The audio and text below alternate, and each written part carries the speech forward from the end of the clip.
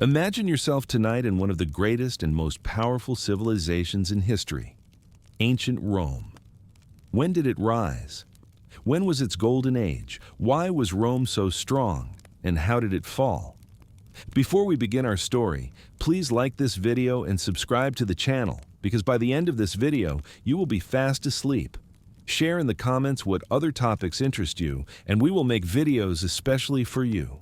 Now, close your eyes, get comfortable, and let us travel back over 2,700 years to the hills of ancient Italy, where our story begins. Welcome to the hills of Latium in the year 753 BCE. This is the moment when a small village begins its journey to become the greatest empire the world will ever know. You stand on Palatine Hill near the Tiber River, watching history unfold before your eyes. The Romans tell a famous story about how their city began. Twin brothers named Romulus and Remus were thrown into the Tiber River as babies. A she-wolf found them and fed them her milk instead of eating them. Later, a shepherd raised them as his sons. When they grew up, they decided to build a city on these 7 hills. But the brothers argued about which hill to choose, and in a terrible moment of anger, Romulus killed Remus. This tragic beginning would shape Roman character forever. The city was built on both divine blessing and human violence, on loyalty and ruthless determination. Here is what makes this legend fascinating. Archaeologists have found real evidence of settlements here from exactly this time period. They discovered ancient pottery, tools, and house foundations dating to 750 BCE. So while the wolf story might be mythology, something genuine did begin here over 2,700 years ago. But why this particular location? The answer lies in geography. The Tiber River provided fresh water and a route to the sea 15 miles away. The 7 hills offered natural defense against enemies. Most importantly, this spot sat at the crossroads of major trade routes where merchants from across Italy met to exchange goods. Salt from the coast, grain from the interior, metals from the mountains, everything flowed through here. Geography chose Rome before Romans chose greatness. Now, imagine the actual founding ceremony on April 21st, 753 BCE. Romulus stands on Palatine Hill with a bronze plow pulled by a white bull and cow. This is not farming. It is a sacred ritual learned from the Etruscans, Rome's advanced northern neighbors. Romulus drives the plow in a rectangular path, cutting a deep furrow called the pomerium, the sacred boundary where city walls will rise. Where gates must stand, he lifts the plow because gates are passages for people and cannot be crossed by the sacred line. Breaking this boundary anywhere else would be a crime against the gods themselves. After marking the city limits, Romulus and his followers gather at a deep pit dug in the center of the marked area. This pit, called the Mundus, connects the world of the living with the world of the dead in Roman belief. Each man throws in a handful of earth from his homeland, and something valuable, a coin, a tool, a weapon. This ritual means leaving the old life behind forever and committing to this new beginning. It is a powerful moment of transformation. Who are these first Romans? They are not wealthy aristocrats. They are shepherds, farmers, craftsmen, refugees, outlaws, and adventurers. Ancient writers say Romulus welcomed everyone regardless of their past or origins. This was revolutionary in the ancient world, where most cities only accepted their own tribe. But Rome was different from day one, open to anyone willing to work hard and follow the laws. This openness would eventually help Rome grow from a village into an empire spanning 3 continents. Look at the landscape around you. 7 hills rise from the plain. Palatine in the center, surrounded by Capitoline, Aventine, Caelian, Esquiline, Viminal, and Quirinal. Between them lie valleys that flood in winter. The Tiber flows wide but shallow, easy to cross in summer but wild and dangerous in spring when mountain snow melts. Oak and pine forests cover the land. Wild wolves, bears, and boars roam freely. The Mediterranean climate brings hot, dry summers and mild, wet winters. perfect for growing wheat, grapes, and olives. The people already living in this region are called Latins, and they speak the Latin language. They live in scattered farms and villages, growing crops and raising livestock. Sometimes they trade peacefully, sometimes they fight over resources. To the north live the Etruscans with their sophisticated cities, writing system, and powerful armies. To the east and south live other tribes, Sabines, Samnites, Volsci, and many more. All these peoples will eventually play roles in Rome's story, sometimes as allies, sometimes as enemies, sometimes becoming Romans themselves. But today, Rome is just one tiny settlement among hundreds in Italy. As the first day ends, Romulus and his men build simple shelters from wood, mud, and grass. They light fires and cook basic food, bread, cheese, vegetables. Around these fires, they talk about the future. Romulus speaks passionately, promising that Rome will become the greatest city on earth. Some believe him completely. Others wonder if he is just a dreamer. But every man chose to stay. Every man threw his earth into the mundus. Every man committed to this uncertain future. As darkness falls, wolves howl in the distant forest.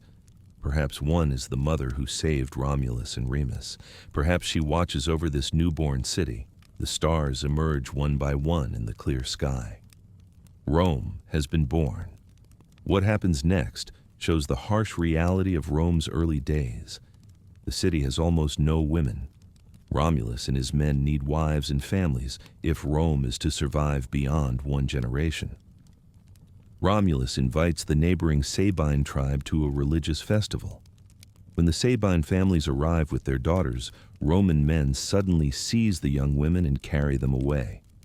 The Sabine men flee in shock and anger. This violent act, known as the Rape of the Sabines, nearly destroys Rome before it truly begins.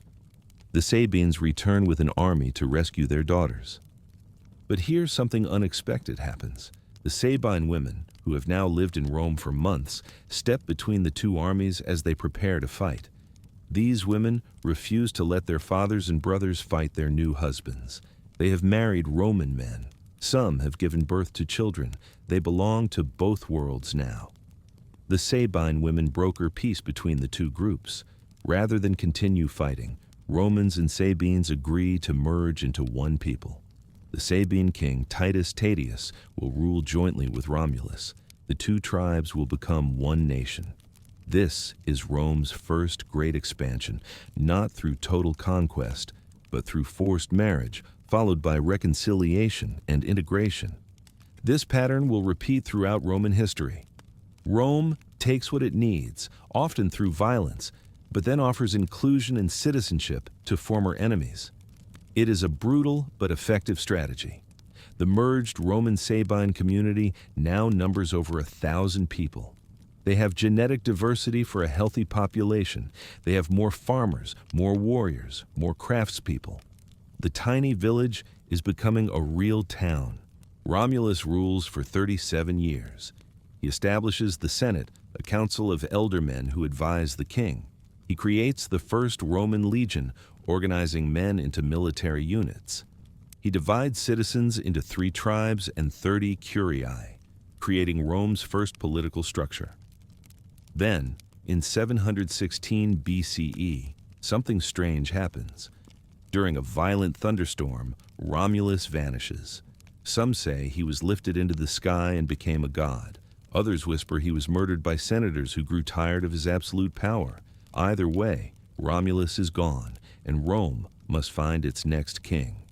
The age of the Roman kings has begun, and with it, Rome will transform from a village into a true city that will eventually rule the known world. It is now 25 years after Rome's founding, around 728 BCE. The city has grown from a rough camp into a small but functioning town with about 500 people. You are one of these early Romans, a farmer who also works as a craftsman. Today you will experience what daily life is actually like in this young settlement on the 7 hills. You wake up when the first light of dawn comes through the gaps in your house walls. Your home is simple but solid. The walls are made from wooden posts with wattle and daub between them. This means woven branches covered with a thick mixture of mud, straw, and animal dung. When this mixture dries, it becomes hard like concrete and keeps out wind and rain. The roof is made from bundled reeds and grass that you collected from the riverbank. Inside, there's just one large room that serves as your bedroom, living area, and workshop. The floor is packed earth that you keep swept clean. In the center of the room is a hearth, a circle of stones where you build your fire for cooking and warmth. Smoke from the fire goes out through a hole in the roof. Your bed is a wooden frame with leather straps stretched across it, covered with a straw mattress and wool blankets. Sleeping on this raised bed is much better than sleeping on the cold ground. You also have a wooden chest where you keep your clothes and valuable possessions. There's a low table and 2 simple stools. On shelves along one wall, you keep clay pots for storing grain, oil, and water. This is all the furniture you own, but it is more than many people have. You put on your daily clothes, a wool tunic that reaches your knees, dyed a dark brown color from walnut shells. You tie a leather belt around your waist and attach your knife to it. This knife is one of your most important tools, used for everything from cutting food to working with wood and leather. On your feet, you wear simple sandals made from cowhide with leather straps. In winter, you would add a heavy wool cloak, but it is summer now, so you do not need it. The first task every morning is getting water. Rome does not yet have the famous aqueducts that will bring fresh water into the city centuries later. Everyone must walk down to the Tiber River to collect water. You pick up 2 large ceramic amphorae, tall, narrow jars with handles. You walk down the hill toward the river, greeting your neighbors as you go. The city is small enough that everyone knows everyone else. "Good morning, Quintus," calls your neighbor Gaius, who is also heading to the river. "May Jupiter bless your day," you reply. You talk as you walk, discussing plans for the day and sharing news. At the riverbank, you carefully fill both amphorae with water. You have learned to collect water from upstream, away from where people wash clothes and where animals drink. The water looks clean and tastes fresh. Each full amphora weighs about 20 pounds, so you are carrying 40 pounds of water back up the hill. This is hard work, especially in the heat of summer. You will need to make this trip twice today. Some families send their children to fetch water, but you have no children yet, so you must do it yourself. Back home, you prepare breakfast. Early Romans eat simple food in the morning. You make pulse, which is a thick porridge made from ground grain, usually barley or emmer wheat mixed with water. You cook it in a clay pot over your fire, stirring it with a wooden spoon. You add a small amount of salt for flavor. Salt is valuable because it must be bought from merchants who bring it from the salt flats near the coast, about 15 miles away. While the pulse cooks, you cut a piece of hard cheese made from sheep's milk. You also have bread that you baked in the communal oven that several families share. The bread is dark and dense, made from wheat and barley flour. It tastes good and fills your stomach, though it is hard on your teeth, because tiny pieces of stone from the grinding mill sometimes get mixed into the flour. After eating, you leave your house to begin your day's work. Like most Romans at this time, you are primarily a farmer. The city is still very small, surrounded by farmland. Your small plot of land is located just outside the sacred boundary of the city, on the slope of Caelian Hill. You grow wheat, barley, and vegetables there. You also have 3 sheep, 2 goats, and several chickens. These animals provide milk, cheese, eggs, and occasionally meat, though you rarely kill an animal because they are more valuable alive. You walk to your field, carrying a wooden farming tool called a ligo. It is like a hoe that you use to break up soil and remove weeds. The morning is cool and pleasant, perfect for physical work. In your field, you spend several hours working the soil around your wheat plants, removing weeds and checking for insects that might damage the crop. Farming in early Rome is entirely dependent on human muscle power and simple hand tools. There are no horses or oxen for plowing yet. Those will come later. Every farmer works their land by hand, which means hard physical labor from sunrise to sunset during the growing season. Around midday, when the sun is high and hot, you stop working in the field. You sit in the shade of a fig tree and eat a simple lunch, more bread and cheese with some onions and dried figs. You drink water mixed with a little vinegar, which helps prevent sickness and makes the water taste better. Many Romans believe this mixture also gives energy for afternoon work. After eating, you rest for a short time. The midday heat makes heavy work dangerous, so most people take a break during the hottest hours. But you do not return to farming in the afternoon. Instead, you walk to the small workshop area near the center of town where you practice your second skill. You are a leather worker. In early Rome, most people have 2 or 3 different ways of making a living, because no single occupation provides enough income. You learned leatherworking from your father, who learned it from his father.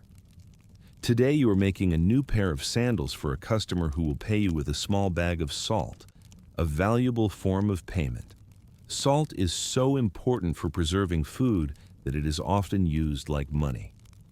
In your workshop, which is really just a covered area with a workbench, you have the tools of your trade: sharp knives for cutting leather, bronze needles for sewing, wooden forms for shaping, and various pieces of leather in different thicknesses. The leather comes from cattle, sheep, and goats that have been slaughtered for meat. Nothing is wasted in early Rome. Every part of an animal is used for something.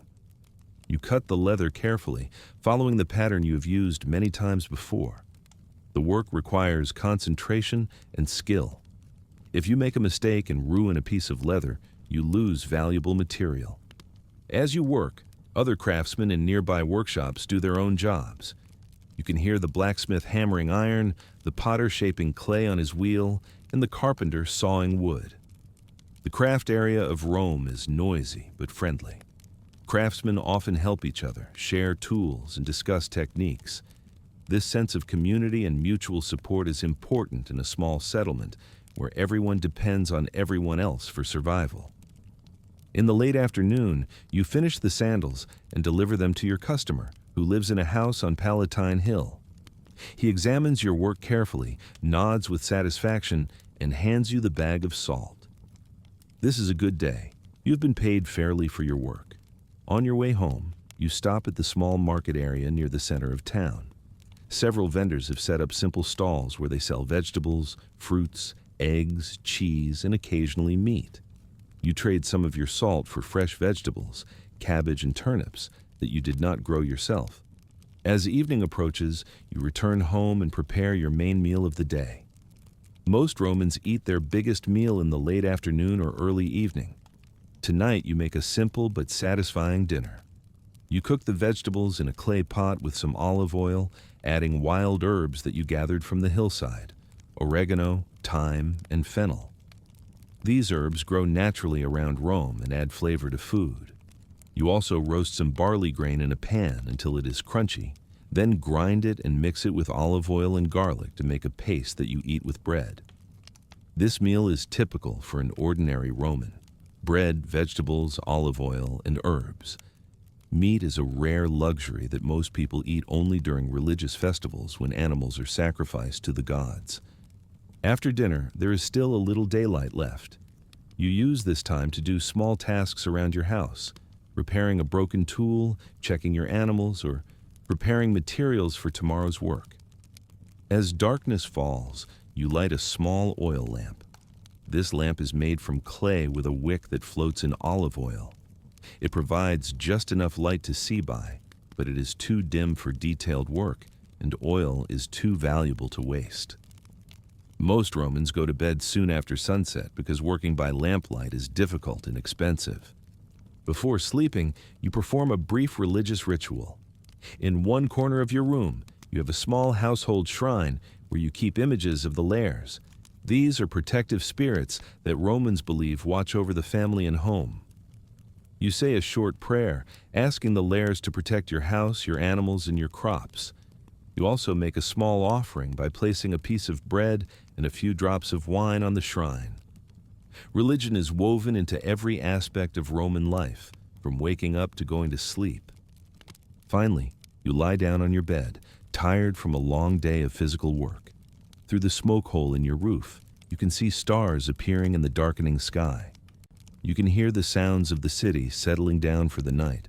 Dogs barking, a baby crying in a nearby house, someone singing a work song. These familiar sounds are comforting. Life in early Rome is hard, with constant physical labor and few comforts by modern standards. But there is also security in routine, satisfaction in honest work, and hope that this young city will continue to grow and prosper. You close your eyes and fall asleep, ready to wake at dawn and begin another day. The year is 509 BCE, and Rome is about to change forever. For over 200 years, Rome has been ruled by kings. 7 kings have governed the city since Romulus founded it. Some were wise and good leaders, others were cruel and selfish. But now, the age of kings is ending in a dramatic way that will shape Roman politics for the next 500 years. You are a Roman citizen, a member of the plebeian class, the common people. You stand in the Forum, the open plaza that serves as the heart of Rome's public life. Around you, hundreds of other Romans have gathered. Everyone is talking in excited, angry voices. The news has spread through the city like fire. The last king, Tarquinius Superbus, has been expelled from Rome. His name means Tarquin the Proud, and he lived up to it. He was arrogant, violent, and treated Roman citizens like slaves rather than free people. What finally ended his rule was a terrible crime committed by his son. The king's son assaulted a noble Roman woman named Lucretia. Rather than live with the shame, she told her husband and father what happened, then took her own life. Her death sparked outrage throughout Rome. A group of powerful men, led by Lucius Junius Brutus, rallied the people to rebellion. They drove the king and his family out of the city and declared that Rome would never again be ruled by a king. From this moment forward, Rome would be a republic, a system where power belongs to the people and their elected representatives, not to one man. But here's what makes this revolutionary. The Romans do not simply replace one leader with another. Instead, they create an entirely new system of government designed to prevent any single person from having too much power. The system has multiple parts that balance and check each other. At the center of this new system is the Senate, a council of about 300 men from the most important families in Rome. The Senate advises the government, controls finances, and makes decisions about war and peace. Being a senator is a lifetime position, and these men represent the accumulated wisdom and experience of Rome's elite families. However, the Senate does not govern alone. Real executive power belongs to 2 officials called consuls. Each year, Roman citizens elect 2 consuls who serve together for exactly 1 year. This is brilliant because the 2 consuls must work together and agree on major decisions. If one consul tries to abuse his power, the other can veto him, meaning he can say, "I forbid it," and block the action. After their 1 year in office ends, the consuls return to being ordinary senators. They cannot simply stay in power. This rotation prevents anyone from becoming a permanent dictator. You watch as the first 2 consuls of the Roman Republic take their oaths of office in the Forum. One of them is Brutus himself, the man who led the rebellion against the king. The other is Lucius Tarquinius Collatinus, the husband of Lucretia. They stand before the assembled citizens and swear to serve Rome faithfully and to obey the laws. The crowd cheers. This feels like a new beginning, like Rome is being reborn as something better and more just. But the new republic faces immediate challenges. King Tarquin does not accept his exile quietly. He gathers an army and attempts to retake Rome by force. The republic must defend itself or die. Roman citizens are called to arms. You, like all Roman men between the ages of 17 and 46, are required to serve in the army when needed. You grab your spear, your shield, and your bronze helmet, and you march out with the other Roman soldiers to face the returning king. The battle is fierce and frightening. You have never been in real combat before, and the clash of weapons and the screams of wounded men shock you. But you stand your ground alongside your fellow Romans. You fight not for a king or for personal glory, but for something bigger, for the right to govern yourselves, for freedom from tyranny. The Roman forces win the battle, and King Tarquin is forced to flee again. He will never return to Rome. The Republic has survived its first test.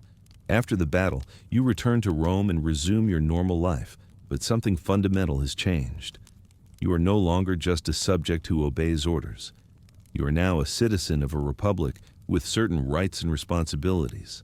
Every year, you will vote in assemblies to elect magistrates and approve laws. Your voice matters in a way it never did under the kings. This is empowering, even though you are just one vote among thousands. Yet the Republic is not perfectly equal or democratic by modern standards. Roman society remains divided into two main classes. The patricians are the wealthy noble families who claim descent from Rome's original senators. They hold most of the power and nearly all the important government positions.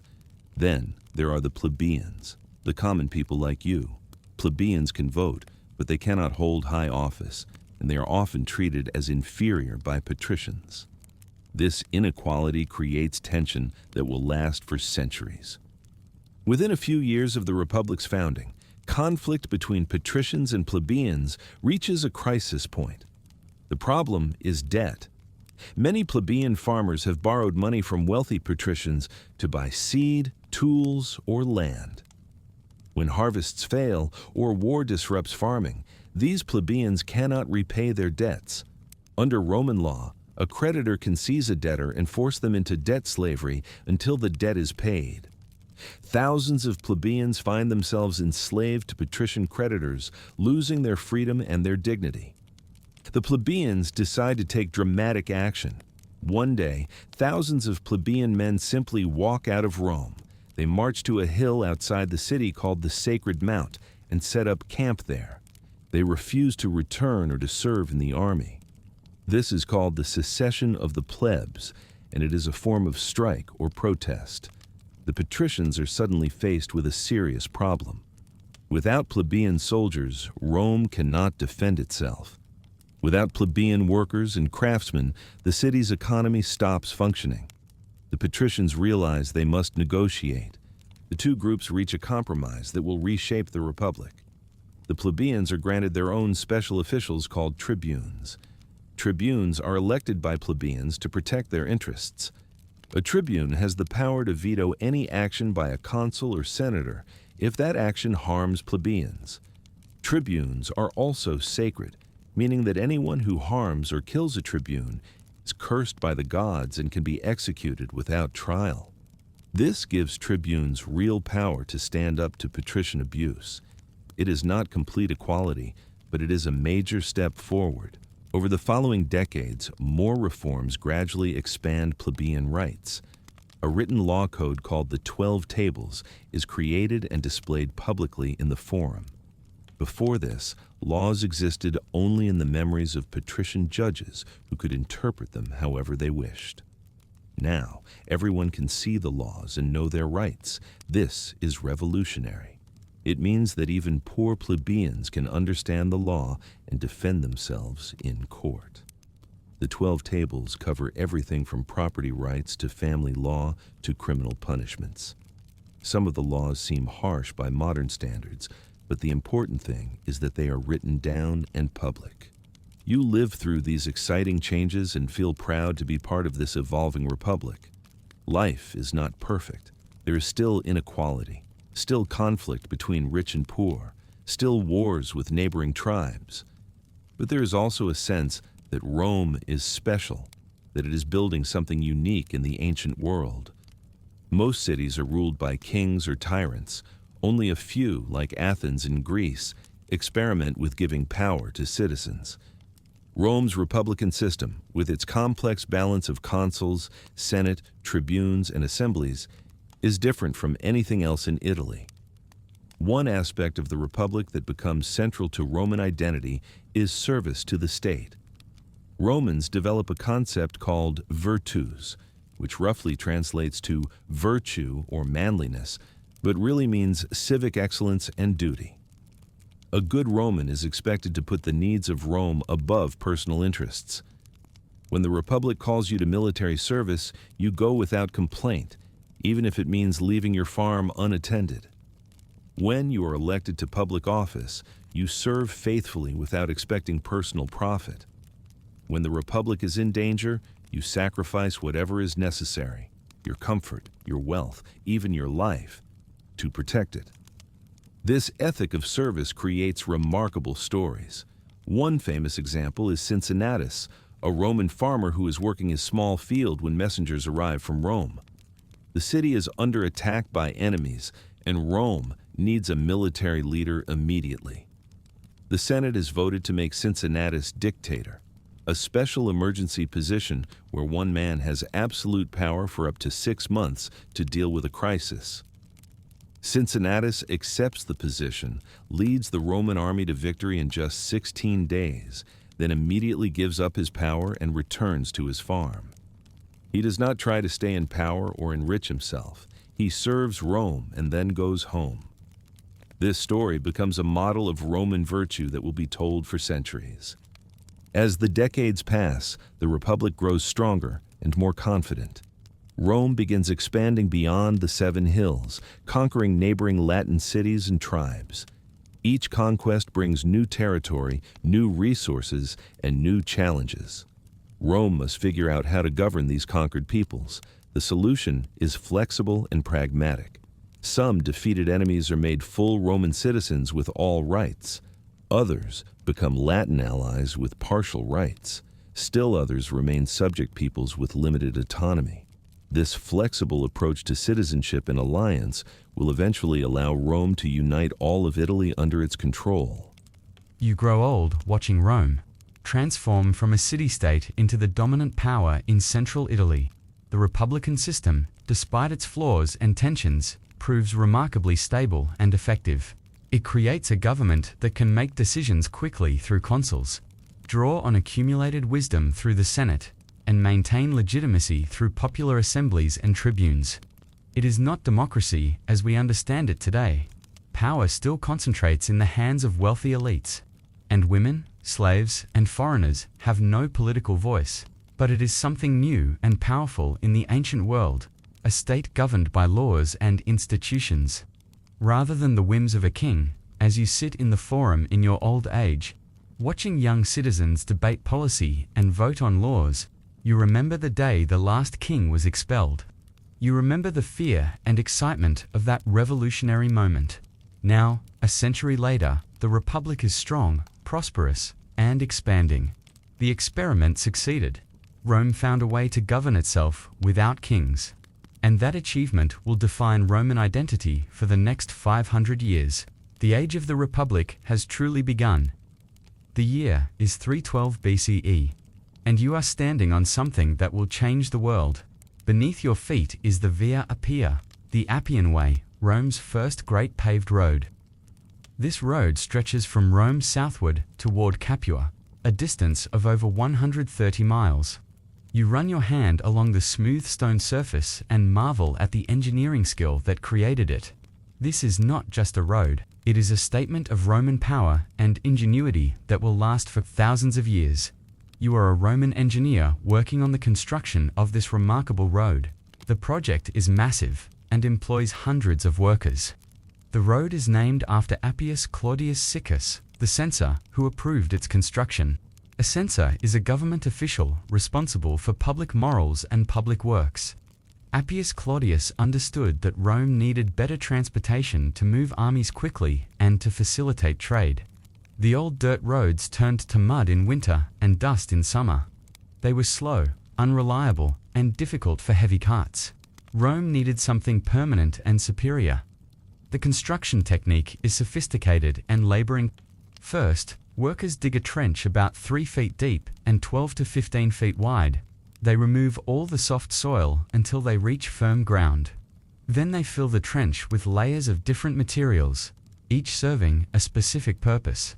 The bottom layer consists of large stones packed tightly together to create a stable foundation. On top of this goes a layer of smaller stones mixed with gravel.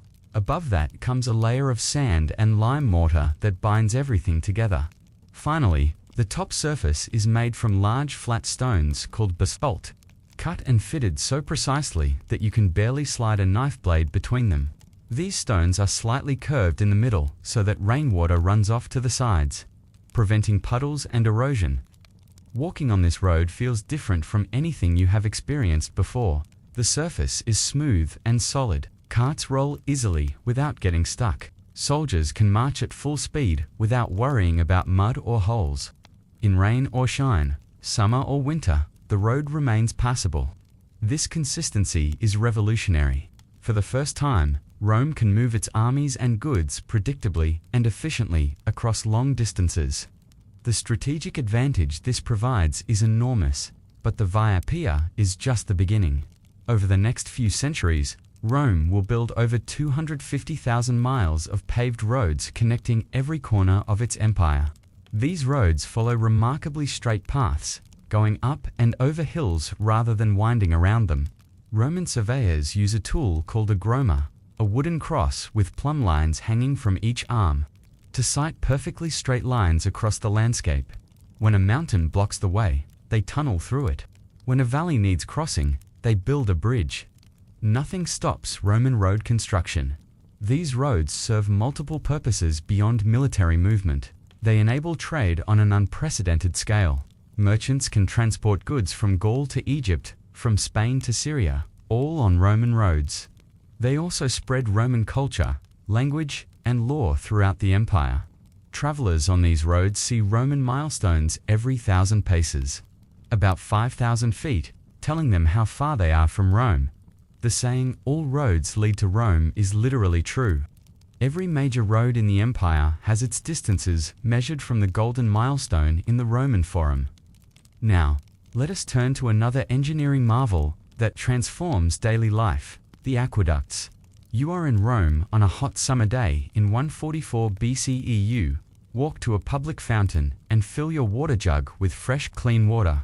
This water did not come from the nearby Tiber River, which is often dirty and sometimes dangerous to drink.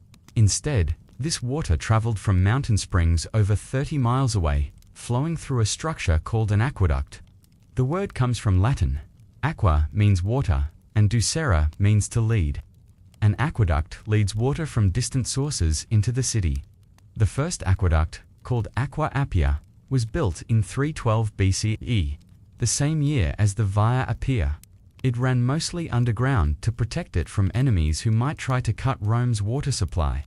But as Rome's power grew and the need for water increased, engineers built larger and more impressive aqueducts. Some of these structures rise high above the ground on massive stone arches that march across valleys like giants' legs. The engineering principle is simple, but requires precise calculation. Water flows downhill due to gravity.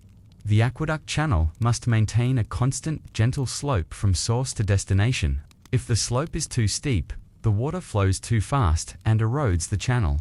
If the slope is too shallow, the water does not flow enough.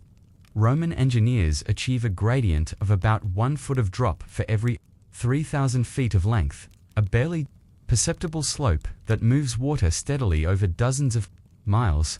The construction of these aqueducts demonstrates Roman organizational ability and technical skill. Workers must quarry massive stone blocks, transport them to the construction site, and lift them into place using cranes and pulleys. The arches are built using wooden scaffolding that holds everything in place until the final keystone is inserted at the top. Once that keystone locks into position, the arch becomes self-supporting and the wooden supports can be removed.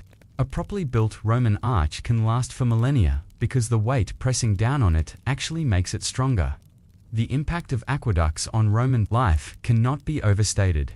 Before aqueducts, Romans had to fetch water from the Tiber River or from wells, just as you did in earlier times. This limited how large the city could grow and made waterborne diseases common.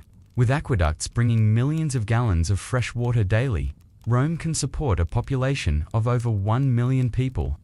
The water supplies public fountains where citizens collect drinking water.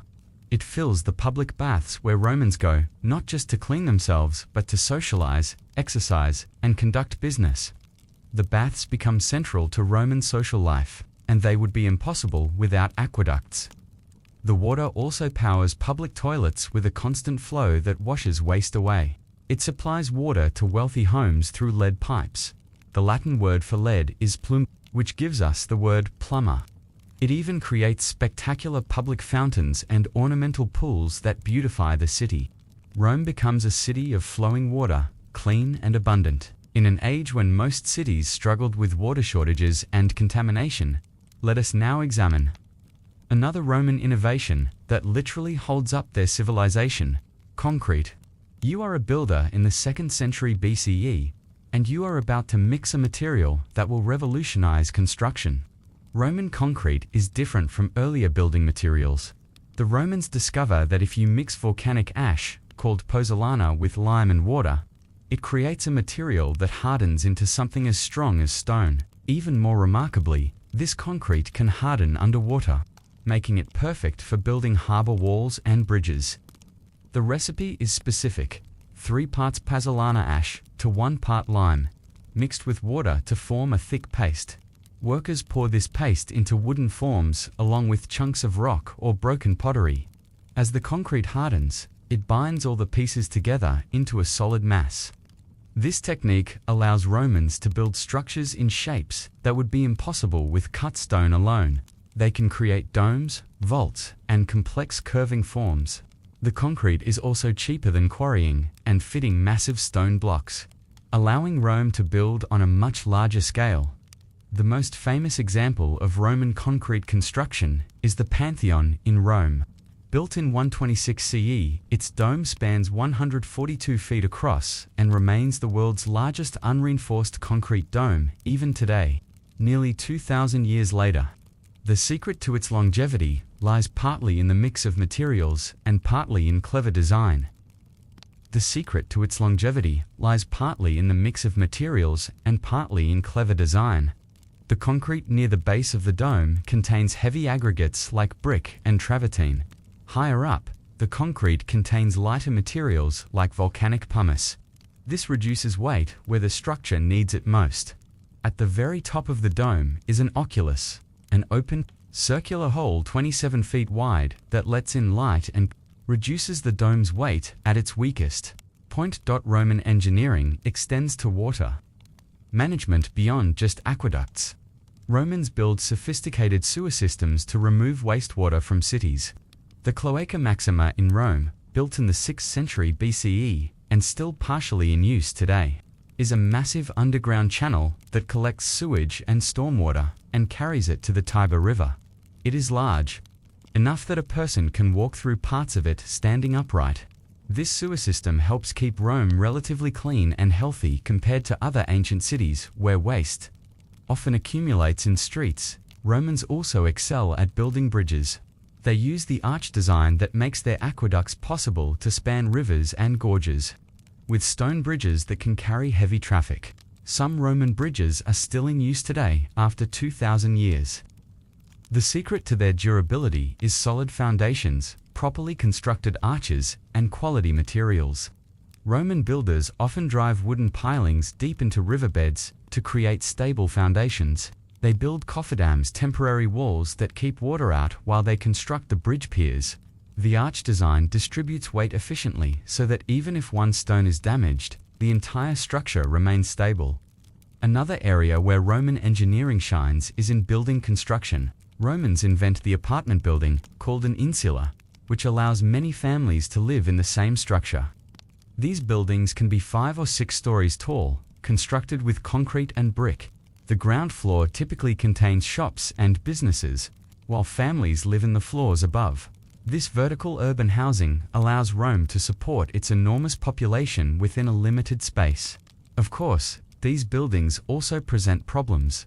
Fire is a constant danger, and buildings sometimes collapse if constructed poorly.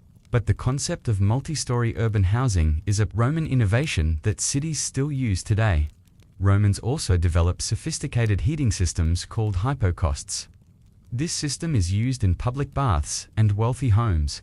Workers build a raised floor supported by small pillars about 2 feet high. Beneath this floor, hot air from a furnace circulates, warming the floor above.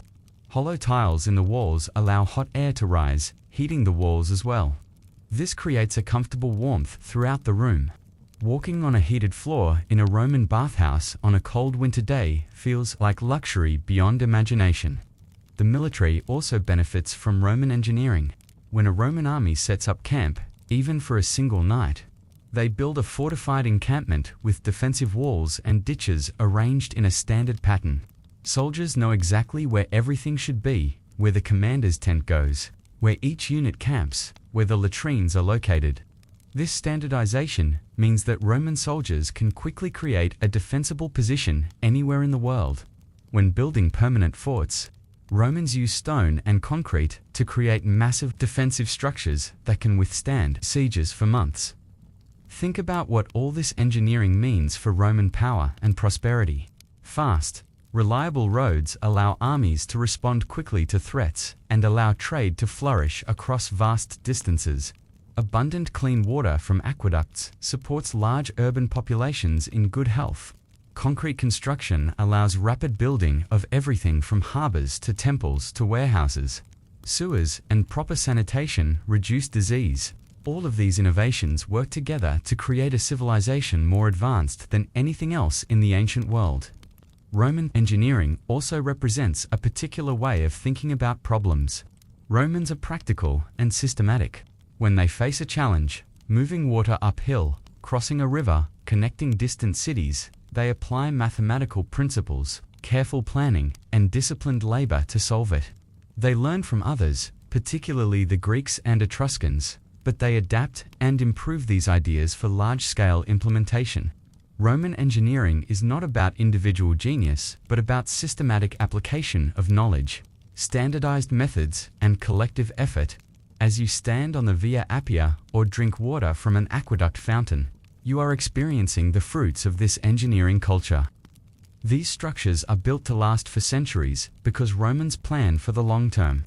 They use quality materials and proven techniques.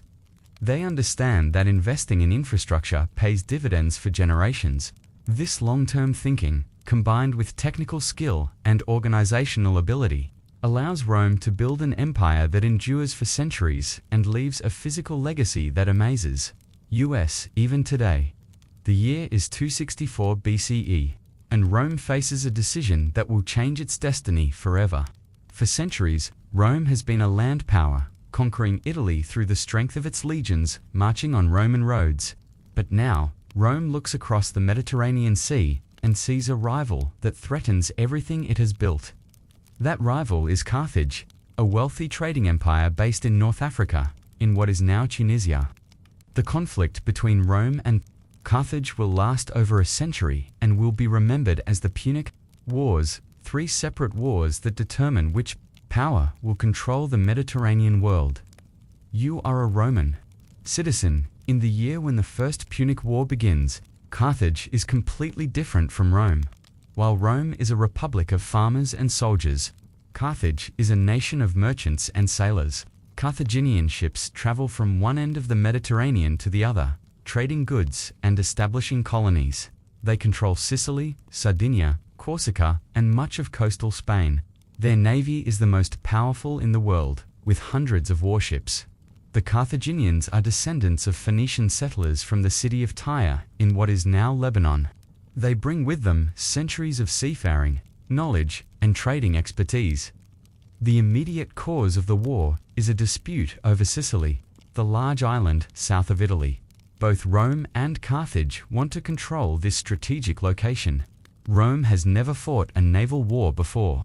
Romans are land fighters, not sailors. But the Senate realizes that to defeat Carthage, Rome must challenge them at sea. This requires building a navy from almost nothing, a massive undertaking that seems impossible.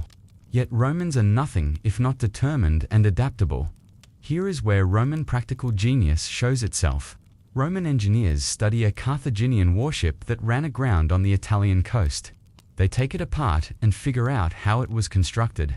Then they use this captured ship as a model to build dozens, then hundreds, of Roman warships. But Romans know they cannot match Carthaginian sailing skill, so they innovate. They invent a device called the corvus, a gangway with a spike on the end that can be dropped onto an enemy ship's deck, locking the two ships together. This transforms naval combat into something Romans understand: hand-to-hand fighting. When Roman ships get close to Carthaginian ships, they drop the corvus. Roman soldiers rush across path, and the naval battle becomes a land battle fought on ship decks. This innovation works brilliantly. In 260 BCE, at the Battle of Mylae, a newly built Roman fleet defeats the experienced Carthaginian navy. It is one of the great upsets in military history. Over the next 20 years, Rome and Carthage fight for control of Sicily and the surrounding seas. The war is expensive and brutal. Tens of thousands of men serve in the navies of both sides. Storms sink entire fleets. Battles rage on land and sea. But gradually, Rome gains the advantage. Roman determination and willingness to rebuild after defeats eventually wears down Carthage. In 241 BCE. After 23 years of war, Carthage surrenders. They give up Sicily, pay a huge amount of silver to Rome as compensation, and agree to stay away from Italy. Sicily becomes Rome's first overseas province, territory controlled by Rome but not part of Italy. This is a new concept for Rome and marks the beginning of Roman imperial expansion beyond the Italian peninsula. Rome has proven it can adapt to new challenges and master unfamiliar forms of warfare. But peace does not last. In Carthage, a brilliant general named Hamilcar Barca refuses to accept defeat. He takes his army to Spain and spends years conquering territory and building up Carthaginian power there. He brings his young son, Hannibal, with him and teaches him to hate Rome. According to legend, Hamilcar makes 9-year-old Hannibal swear an oath that he will never be a friend to Rome. When Hamilcar dies, his son-in-law Hasdrubal takes command. When Hasdrubal is killed, Hannibal becomes the leader of Carthaginian forces in Spain. He is only 26 years old, but he is a military genius who will become Rome's most dangerous enemy. In 218 BCE, Hannibal launches an audacious plan that shocks the Roman world. Instead of attacking from the sea, where Rome now has naval strength, Hannibal decides to invade Italy by land, marching his army from Spain, through southern France, and over the Alps mountains into northern Italy. This route is considered impossible. The Alps are massive snow-covered mountains that rise over 10,000 feet high. No army has ever crossed them with a full fighting force. But Hannibal does not just bring soldiers, he brings war elephants. Huge African elephants trained for combat. When Roman scouts bring news that Hannibal is crossing the Alps with elephants, many Romans think it must be a false report. It sounds too crazy to be true, but it is true. Hannibal's crossing of the Alps is one of the most famous military feats in history. The journey is terrible. The mountain paths are narrow and dangerous. Snow and ice make travel treacherous. Local tribes attack the column. Many men slip and fall to their deaths. The elephants suffer in the cold. Supply problems mean soldiers go hungry. When Hannibal finally emerges from the Alps into northern Italy, he has lost nearly half his army, but he succeeded in doing the impossible. He is now in Italy with a veteran army, and Rome is shocked and unprepared. What follows is a military disaster for Rome. Hannibal proves to be a tactical genius who wins battle after battle against Roman armies. At the Battle of Trebia, he uses the geography and weather to trap and defeat a Roman army. At Lake Trasimene, he sets up a brilliant ambush that destroys another Roman force. Each defeat shocks Rome more. How can their legendary legions keep losing to this Carthaginian general? The worst is yet to come.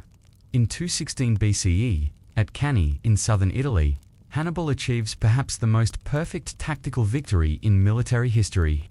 A massive Roman army of over 80,000 men faces Hannibal's smaller force of about 50,000. The Romans are confident they will crush the Carthaginians through sheer numbers, but Hannibal has a plan. He arranges his army in a formation that looks weak in the center but strong on the sides. The Roman army charges forward and pushes back Hannibal's center, just as he planned. The Romans think they are winning, but they are walking into a trap. As they push deeper into Hannibal's line, his cavalry sweeps around from the sides and rear, completely surrounding the Roman army. The Romans find themselves trapped in a killing zone with no escape. By the end of the day, approximately 50,000 to 70,000 Roman soldiers are dead. It is one of the worst defeats in Roman history. After Cannae, many people expect Rome to surrender. Several of Rome's Italian allies switch sides and join Hannibal, but Rome refuses to give up. This is where Roman character shows its strength. The Senate declares that Rome will never negotiate with Hannibal while he remains in Italy. They raise new armies to replace the ones destroyed. Young men too old for normal service volunteer. Even boys and old men take up weapons. Rome mobilizes every resource for total war. The Roman spirit of determination, the refusal to accept defeat no matter the cost, becomes Rome's greatest weapon. Rome adopts a new strategy. They cannot defeat Hannibal in open battle, so they refuse to fight him directly. A Roman general named Fabius develops a strategy of avoiding major battles while harassing Hannibal's army, cutting his supply lines and preventing him from taking major cities. This frustrating strategy earns Fabius the nickname the Delayer, but it works. Hannibal finds himself stuck in Italy, unable to capture Rome or force surrender, slowly running out of supplies and reinforcements. Meanwhile, Rome takes the fight to Carthage's other territories. A young Roman general named Publius Cornelius Scipio studies Hannibal's tactics and learns from them. Scipio takes Roman forces to Spain and systematically conquers Carthaginian territory there, cutting off Hannibal's supply base. Then, in a bold move, Scipio convinces the Senate to let him invade North Africa itself, threatening Carthage directly. This forces Carthage to recall Hannibal from Italy to defend the homeland. After 15 years in Italy, Hannibal finally leaves, never having captured Rome despite his brilliant victories in 202 BCE. At Zama in North Africa, Scipio and Hannibal finally face each other in a decisive battle. Scipio uses tactics similar to those Hannibal used against the Romans, and he has better cavalry. In the resulting battle, Hannibal suffers his first major defeat. Carthage is forced to surrender on harsh terms. They must give up all territory outside Africa, pay enormous amounts of silver, reduce their navy to just 10 ships, and agree never to wage war without Roman permission. Carthage, once Rome's greatest rival, is reduced to a dependent state.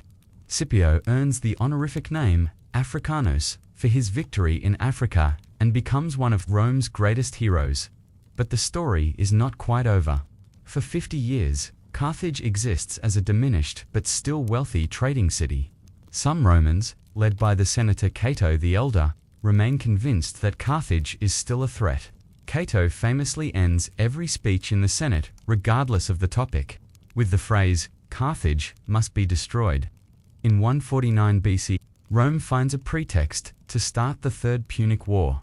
This is not really a war, but an annihilation. Roman armies besiege Carthage for 3 years. In 146 BCE, they break through the walls and spend days fighting through the city street by street. The Romans show no mercy. They level the city completely, taking the surviving population to be sold into bondage. According to legend, the Romans even plow salt into the ground so nothing will grow there. Though this is probably not literally true. Carthage, the great rival that challenged Rome for over a century, is erased from existence. The Punic Wars transform Rome in profound ways. Rome becomes the dominant power in the Western Mediterranean with no serious rivals. The wealth from conquered territories flows into Rome: silver, grain, goods, and people.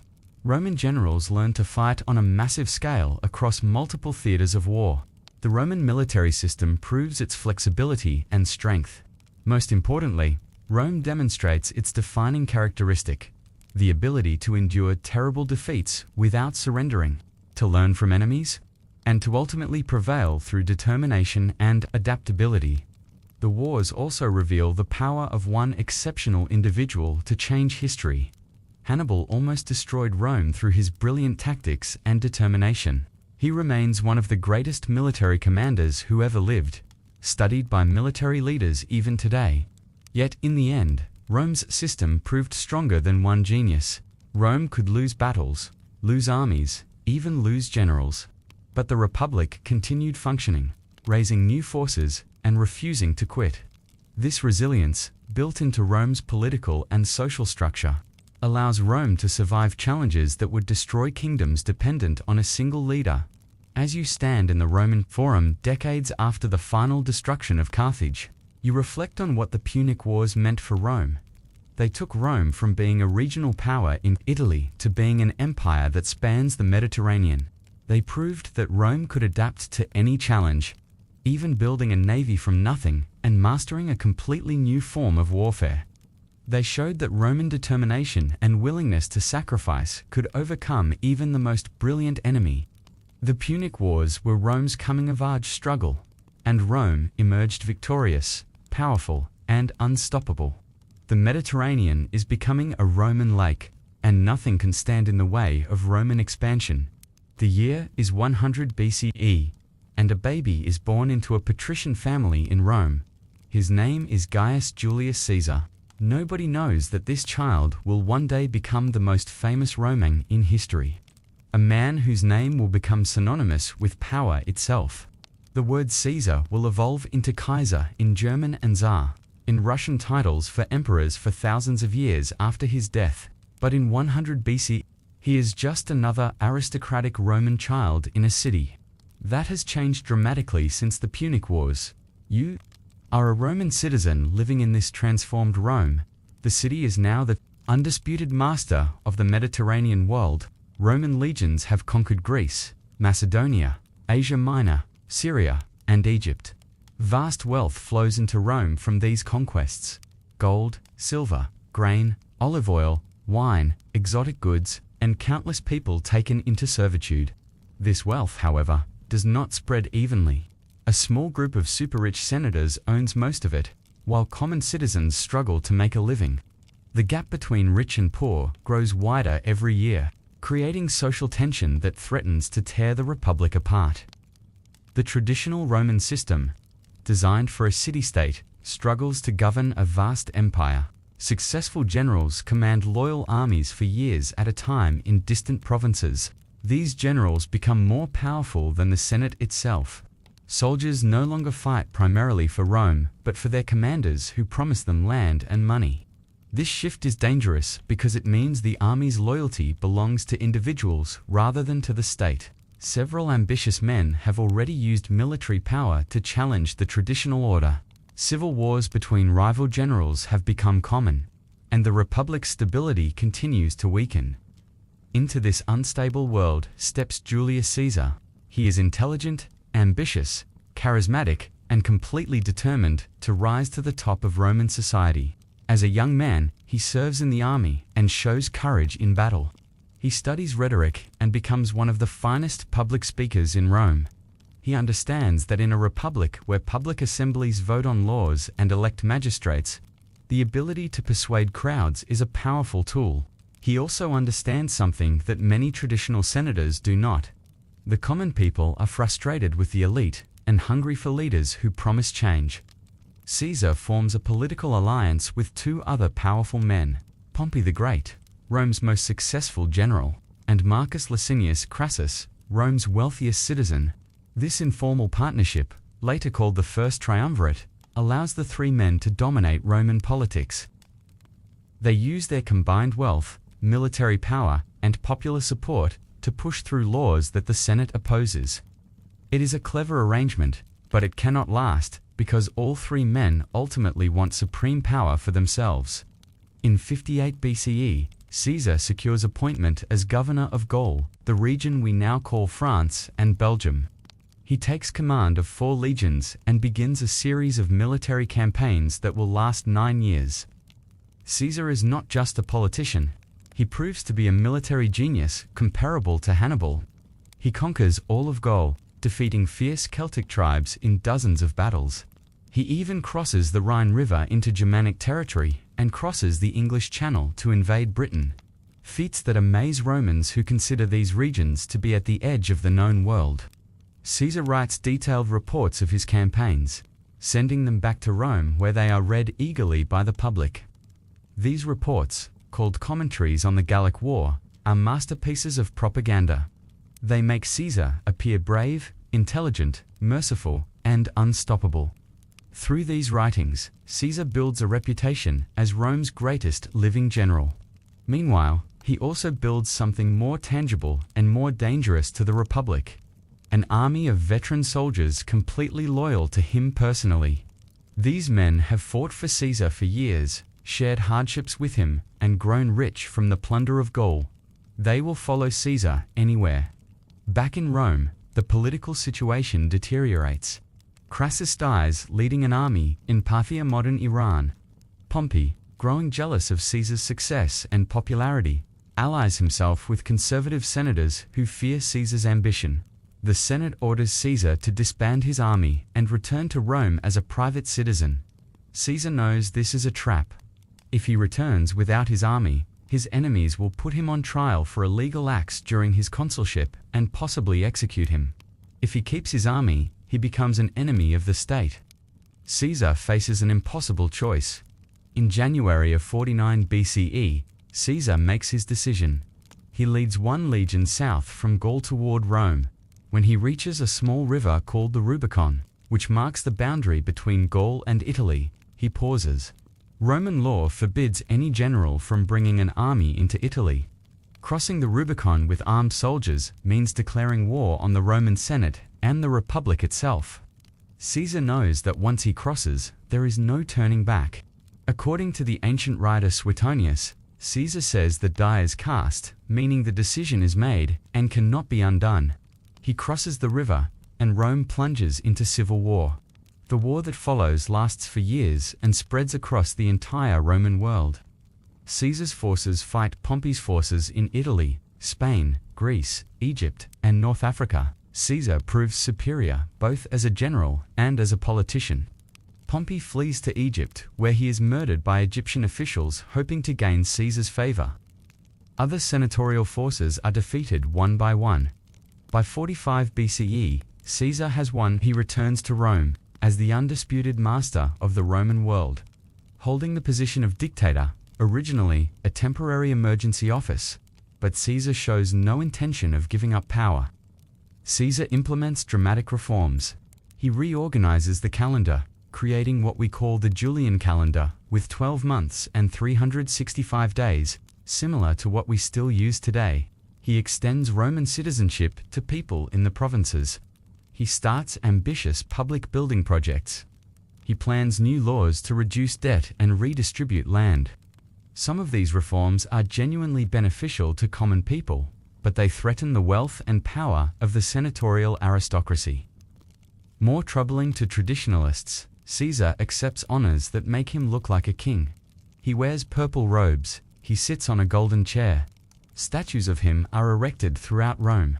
In a republic that expelled its last king 450 years earlier and prided itself on having no monarchs, this seems like a betrayal of everything Rome stands for. A group of senators, led by Brutus and Cassius, decide that Caesar must die to save the Republic. On March 15, 44 BCE, a date known as the Ides of March, Caesar attends a Senate meeting. As he takes his seat, the conspirators surround him. They pull out hidden daggers and strike. Caesar is stabbed 23 times. According to legend, when he sees Brutus among his attackers, he says, "Et tu, Brute. You too, Brutus," expressing his shock that even Brutus, whom Caesar treated almost like a son, has betrayed him. Caesar collapses at the base of a statue of Pompey, his former rival, and dies. He is 55 years old. The conspirators believe they have saved the Republic. They are wrong. Caesar's death triggers another civil war, even more destructive than the first. The Roman people are shocked and angry at the murder. Caesar was popular with common citizens who saw him as their champion against corrupt aristocrats. Caesar's loyal lieutenant Mark Antony seizes control of Caesar's fortune and turns public opinion against the assassins. At Caesar's funeral, Antony gives a brilliant speech that inflames the crowd. Riots break out. The conspirators are forced to flee Rome. The situation becomes even more complicated when Caesar's will is read. To everyone's surprise, Caesar has posthumously adopted his 18-year-old grandnephew, Octavian, as his son and heir. The young Octavian arrives in Rome to claim his inheritance. He is physically weak, often sick, and has no military experience, but he has one crucial asset: Caesar's name. He begins calling himself Gaius Julius Caesar Octavianus, linking himself to his murdered adopted father. Despite his youth and inexperience, Octavian proves to be a political genius. He is patient, calculating, and utterly ruthless when necessary. For 13 years, Octavian, Mark Antony, and various other factions fight for control of Rome. Tens of thousands die in battles and purges. The final confrontation comes in 31 BCE at the Battle of Actium, a naval engagement off the coast of Greece. Octavian's forces defeat the combined fleet of Mark Antony and Cleopatra, the Queen of Egypt, who has become Antony's lover and ally. Antony and Cleopatra flee to Egypt, where they both commit suicide the following year. Octavian annexes Egypt as a Roman province, claiming its enormous wealth for himself. At age 33, Octavian becomes the sole ruler of the Roman world. He faces the same problem Caesar faced: how to hold supreme power in a republic that officially rejects monarchy. But Octavian is more clever and patient than Caesar. Instead of accepting the title of dictator, which had negative associations, Octavian carefully maintains the appearance of republican government. He allows the Senate to continue functioning. Elections still occur. But behind this facade, Octavian controls everything. He commands all the armies. He controls the treasury. His supporters hold all key positions. In 27 BCE, Octavian appears before the Senate and offers to resign all his powers and return the state to senatorial rule. This is political theater. Everyone knows the offer is not genuine. As expected, the Senate begs him to continue leading Rome. They grant him a new name, Augustus, meaning the revered one. They give him the power of tribune, consul, and various other offices simultaneously. They create legal justifications for his permanent rule. Technically, Augustus holds no position that did not exist in the Old Republic. In practice, he is an emperor with absolute power. The Roman Republic is dead, though few openly acknowledge it. What replaces it is the Roman Empire, ruled by emperors. Augustus will rule for 41 years, bringing stability and prosperity after decades of civil war. He will establish a system of government that lasts for centuries. But something fundamental has been lost. The Republic, with its elections, its competing factions, its public debates, and its ideal of shared power, is gone. Rome is now ruled by one man, and it will remain so for the next 500 years. As you stand in the Roman Forum under the reign of Augustus, you remember stories your grandfather told about the old Republic. You remember tales of consuls and tribunes, of fierce debates in the Senate, of citizens voting on laws. Those days are gone. Rome is more powerful, wealthier, and larger than ever before. But the spirit of the Republic, the idea that power should be shared and that no one man should rule, has died with Caesar and been buried with the Republic's last defenders. A new age has begun, and Rome will never be the same. The year is 10 CE, and you walk through the streets of Rome during the reign of Augustus, the first emperor. The civil wars that tore Rome apart for decades have finally ended. Peace reigns throughout the Roman world, a peace so unusual and precious that people call it the Pax Romana, the Roman peace. You are about to experience life in Rome at the height of its power and prosperity, when the city has transformed from a rough republic into the magnificent capital of a vast empire. Rome is now home to over 1 million people, making it the largest city in the world. As you walk through the Forum in the early morning, you see something that would have been impossible in the Old Republic. Magnificent marble temples and public buildings gleaming white in the morning sun.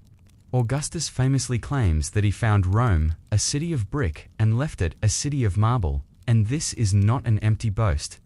Everywhere you look, new construction is underway. Workers are building temples, basilicas, theaters, and public baths on a scale never seen before. The Forum itself has been transformed into a showcase of imperial power and Roman achievement. The Temple of Julius Caesar stands where Caesar's body was cremated, making the murdered dictator into a god. Next to it rises the Temple of Castor and Pollux with its tall white columns. The Basilica Julia, a massive courthouse, provides space for legal proceedings. The Curia, where the Senate meets, has been rebuilt. Everything is designed to impress visitors and remind Romans of their city's greatness and power. Your day begins early, as it does for most Romans. You wake at dawn in your apartment in an insula, one of the multi-story apartment buildings that house most of Rome's population. Your apartment is small, just 2 rooms on the 4th floor. The walls are thin, and you can hear your neighbors talking, arguing, and moving around. There is no running water in your apartment, so you will need to go downstairs to the public fountain to fill your water jug. There is no kitchen either, because cooking fires in wooden buildings are too dangerous. Instead, you will buy prepared food from street vendors, or eat at a tavern. You dress in your tunic and head downstairs. The streets are already busy with activity. Vendors are setting up their stalls, selling everything from fresh bread to fish to vegetables brought in from farms outside the city. The air is filled with smells: baking bread, roasting meat, fish from the markets, incense from temples, and less pleasant odors from the crowds and waste in the streets. Rome is loud and crowded, with people shouting, donkeys braying, carts rumbling, and hammers pounding from construction sites. You stop at a Thermopolium, a fast food restaurant where you can buy hot food and drinks. The counter has large ceramic jars built into it, keeping various foods warm. You buy a piece of bread with olive paste and some watered wine for breakfast. As you eat, you chat with other customers about politics, chariot races, and neighborhood gossip. These Thermopolia serve as social gathering places where Romans of different classes mix and exchange news. After breakfast, you head to your work. You are a craftsman who makes bronze vessels, cups, plates, and decorative items. Your small workshop is located in a narrow street in one of Rome's commercial districts. You share this street with other craftsmen, a shoemaker, a weaver, a carpenter, and a jeweler. As you work at your bench, shaping and engraving bronze, customers stop by to place orders or pick up finished pieces. Some are wealthy Romans who want elaborate decorated pieces. Others are ordinary people buying simple, practical items. Around midday, work stops for lunch and rest. The summer heat makes afternoon work difficult, so most shops close for a few hours.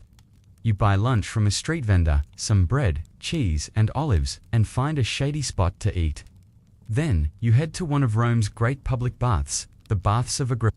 These baths are open to everyone for a very small entrance fee, making them accessible even to poor Romans. The bath complex is enormous and magnificent. You pass through rooms of different temperatures. First, you go to the warm room to start sweating.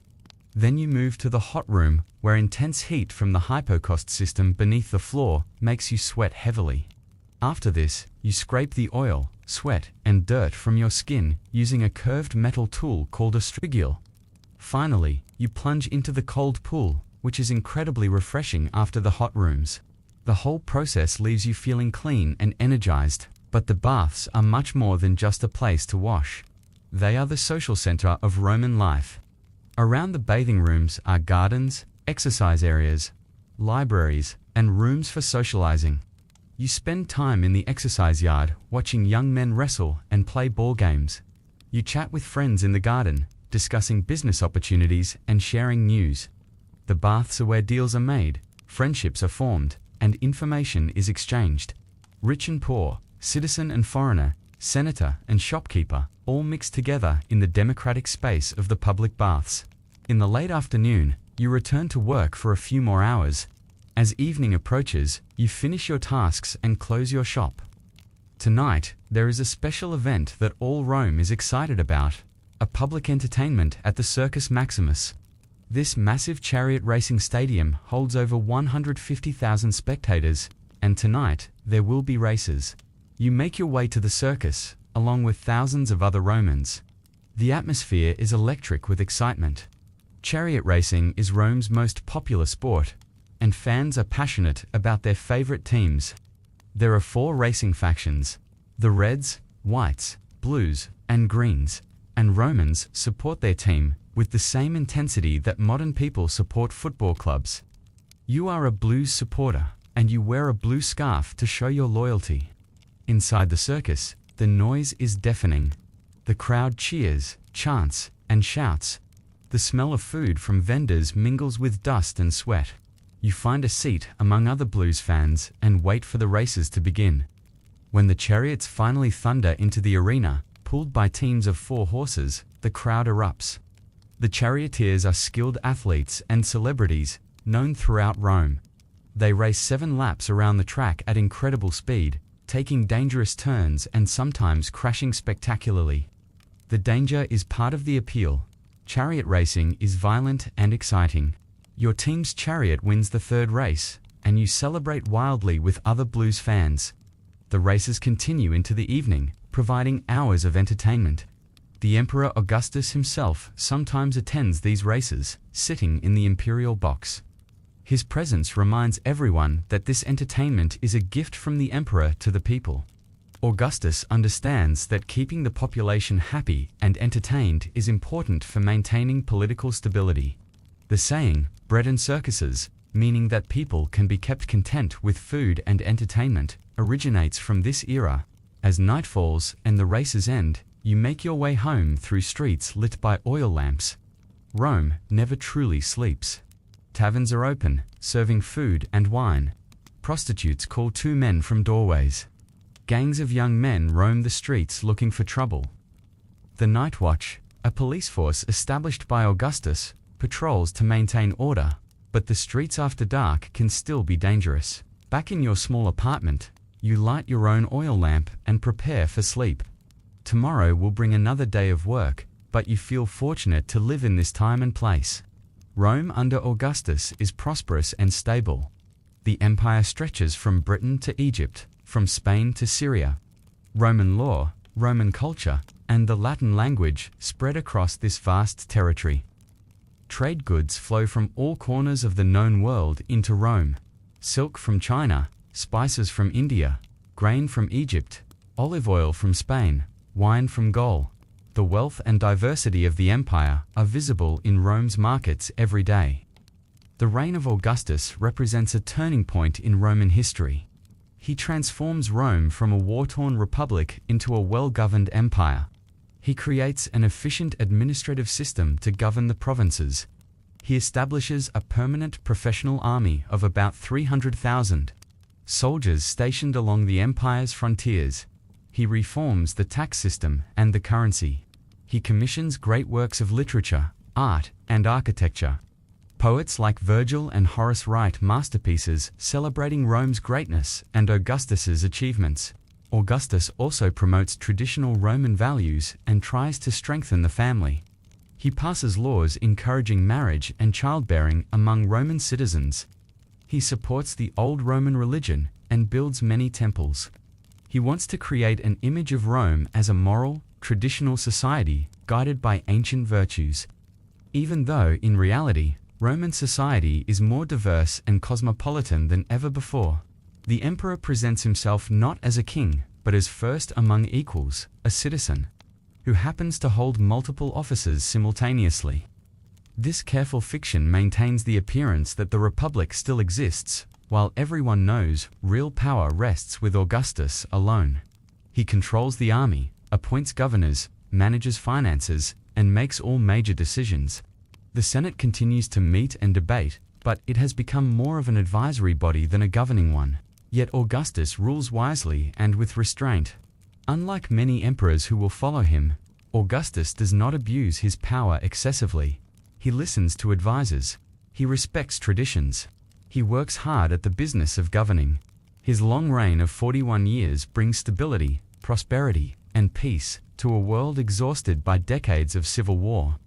This is why Romans call his era the Golden Age. As you drift off to sleep in your small apartment, you hear the sounds of the great city around you, voices, footsteps, cartwheels on stone streets, a dog barking, someone singing a drunken song. These are the sounds of Rome at peace. Rome at its peak, Rome transformed from a city-state into the capital of the world. You are living through one of history's great moments, though you cannot know that this golden age will not last forever.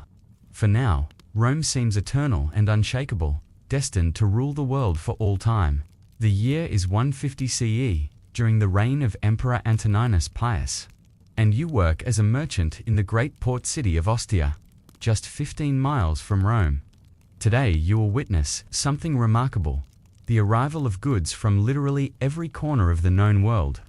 The Roman Empire at its peak is not just a military power, but an enormous economic system that connects Europe, North Africa, and Asia in a web of trade routes that has never existed before in human history. You wake before dawn and walk to the harbor.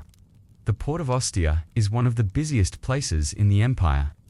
Hundreds of ships arrive here every month, carrying goods from across the Mediterranean and beyond. The harbor itself is a marvel of Roman engineering, a massive artificial port created by building breakwaters into the sea, protecting ships from storms.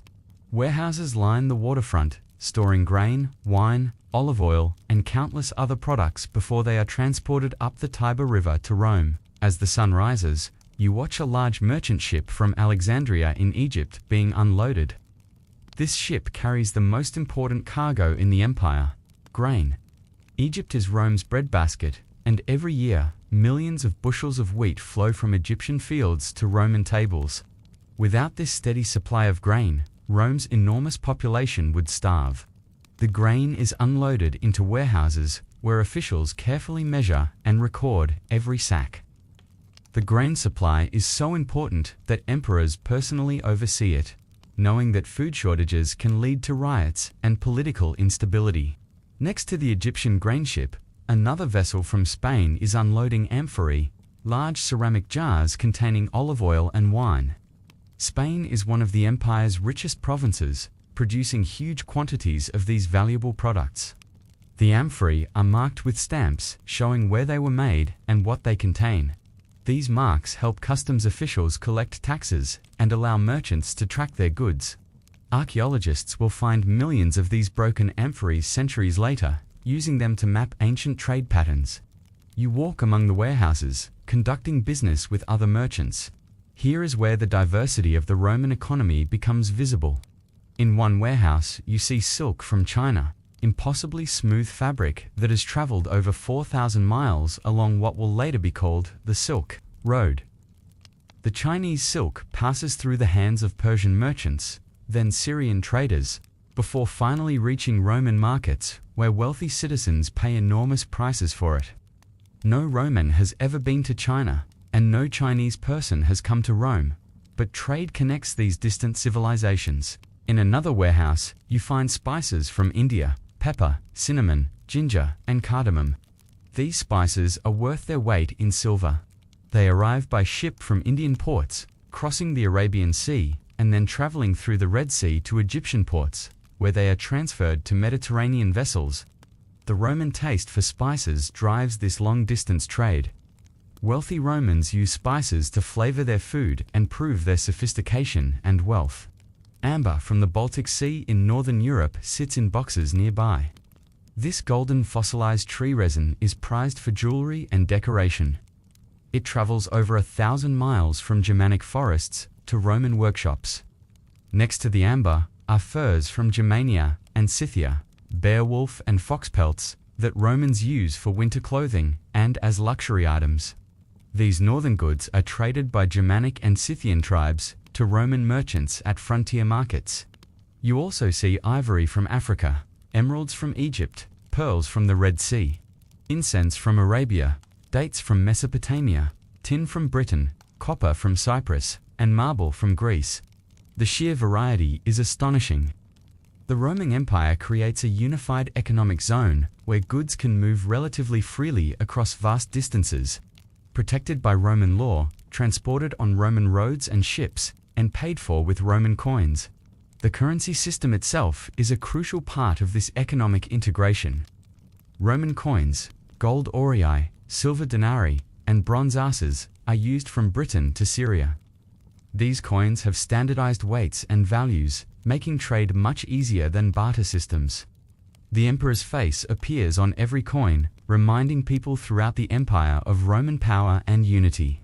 Soldiers receive their pay in these coins. Merchants use them for transactions.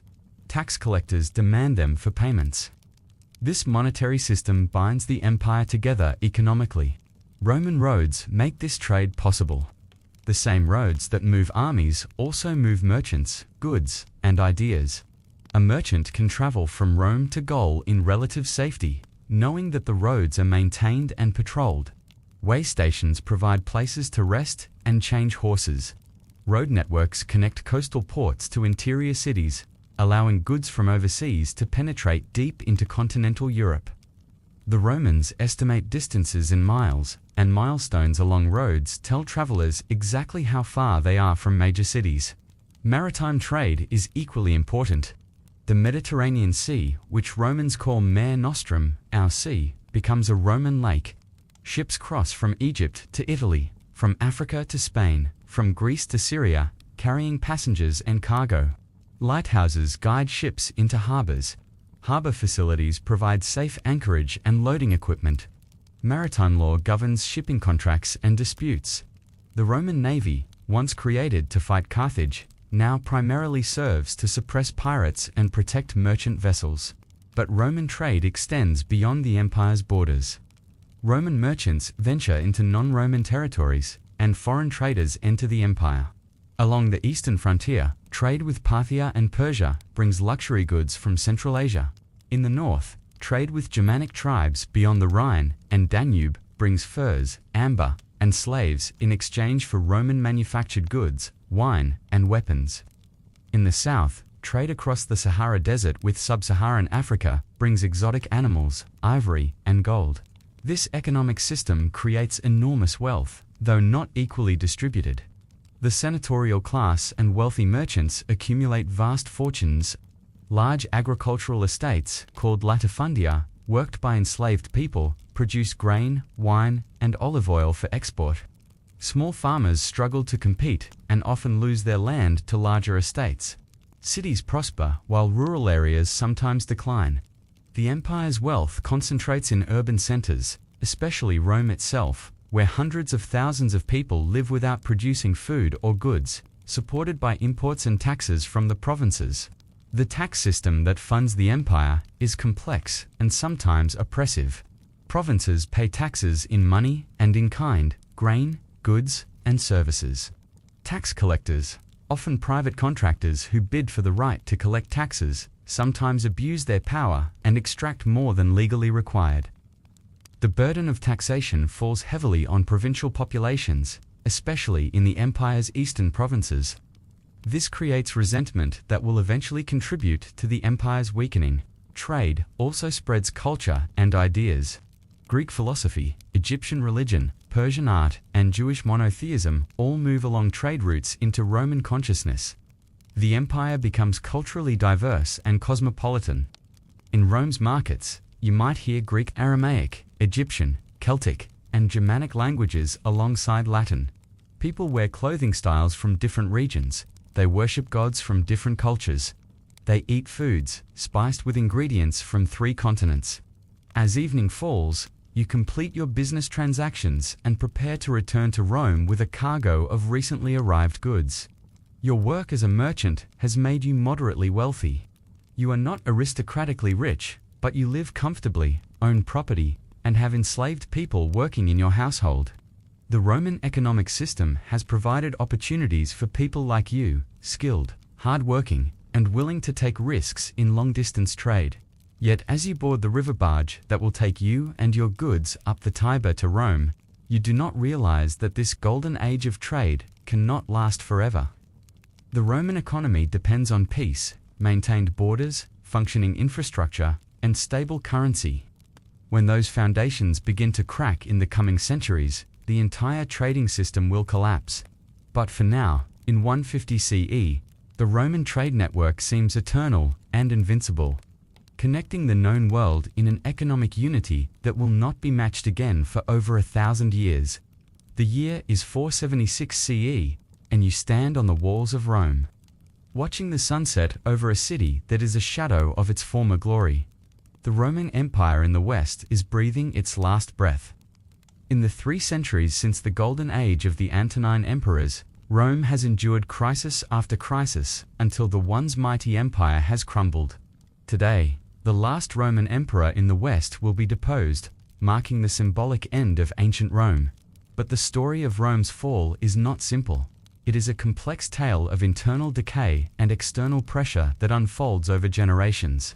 The beginning of the end came in the 3rd century CE, a period so chaotic that historians call it the crisis of the 3rd century.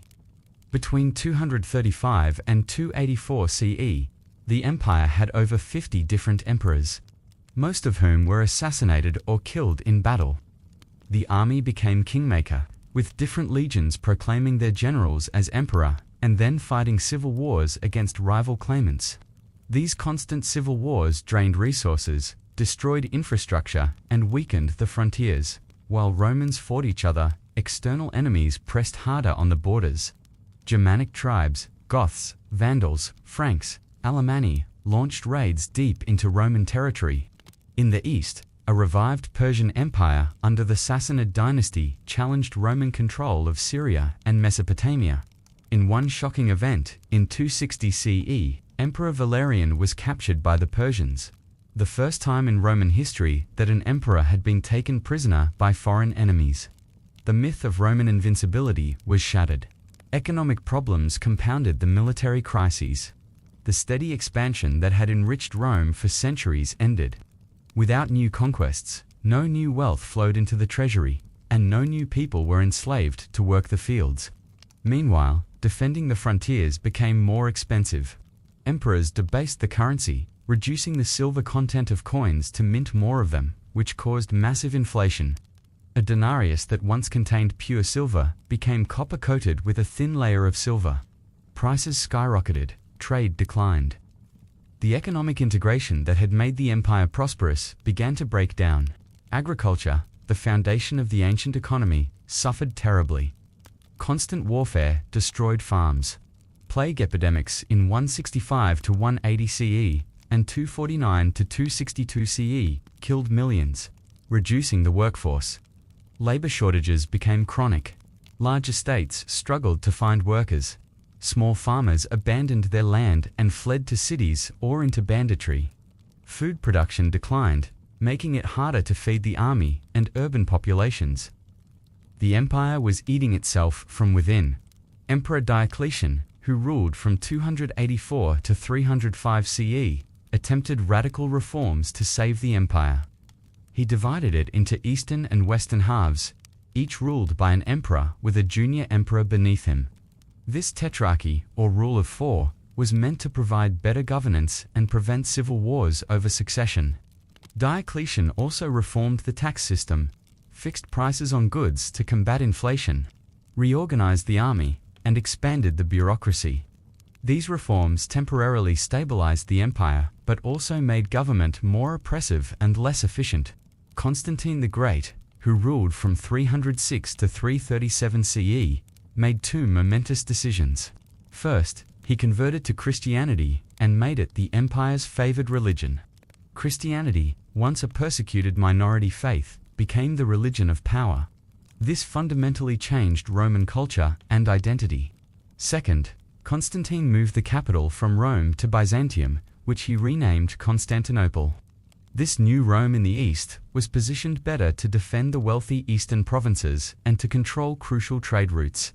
But the move also symbolically abandoned the old Rome, which began its long decline into a provincial city. The 4th century saw continued pressure from Germanic tribes.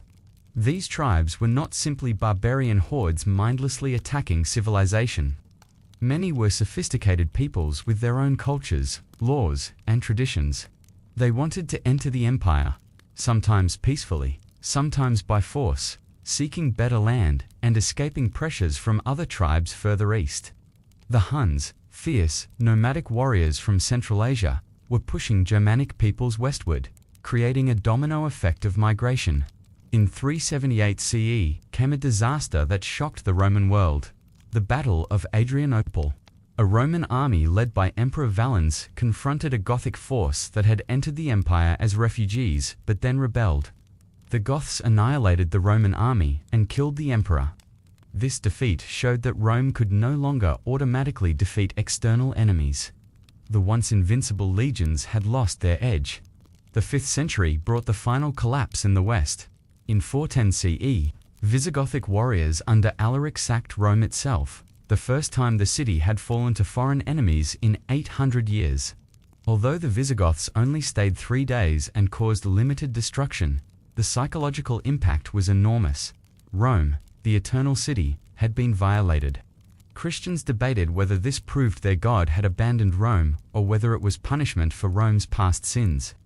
In 455 CE, Rome was sacked again, this time by the Vandals. These Germanic people had crossed from Spain into North Africa, conquered the rich province, and built a fleet.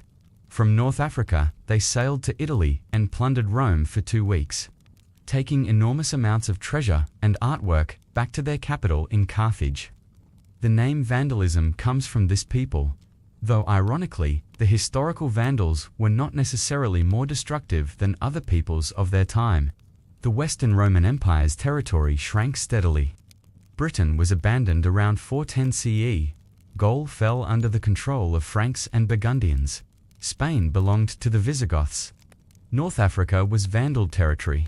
Italy itself was contested between various Germanic groups and weak Roman authorities. The eastern half of the empire, ruling from Constantinople, remained relatively strong and would continue as the Byzantine Empire for another 1,000 years. But the West was clearly dying. The last Western Roman emperor was a teenager with the ironic name Romulus Augustulus, Little Romulus Augustus, combining the name of Rome's legendary founder with the title of its first emperor.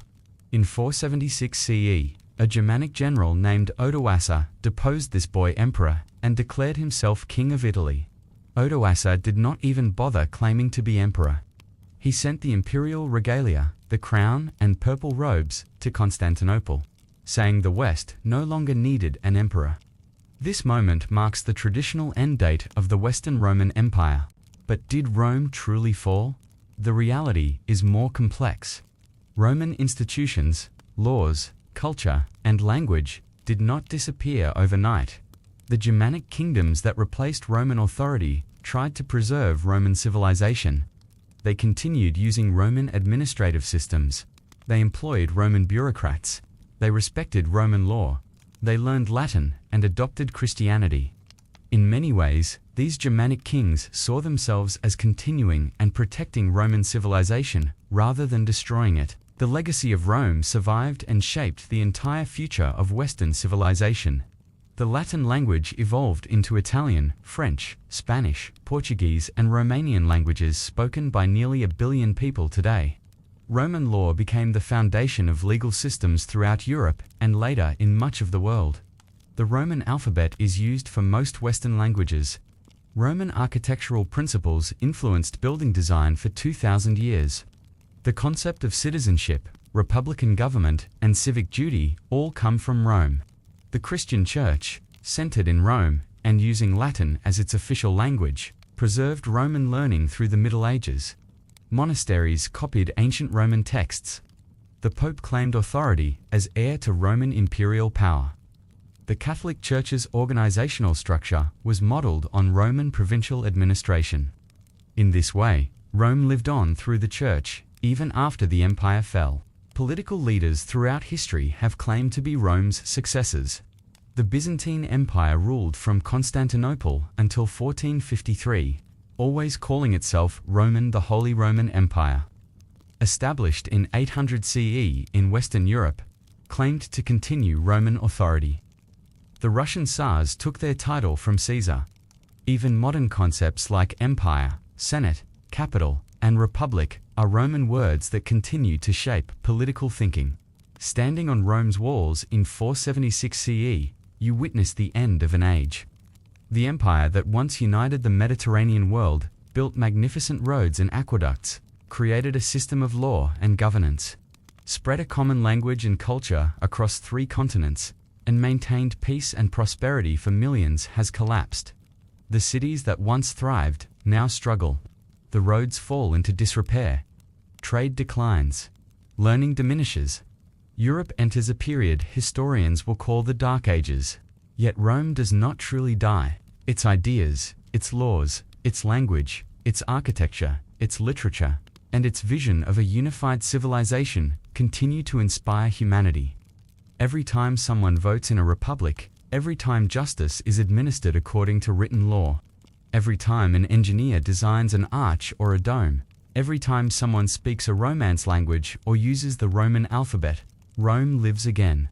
The empire fell, but Roman civilization never truly ended. It transformed, adapted, and became part of the foundation of the modern world. In this way, Rome remains eternal, not as a political entity, but as an idea and a legacy that will never fade.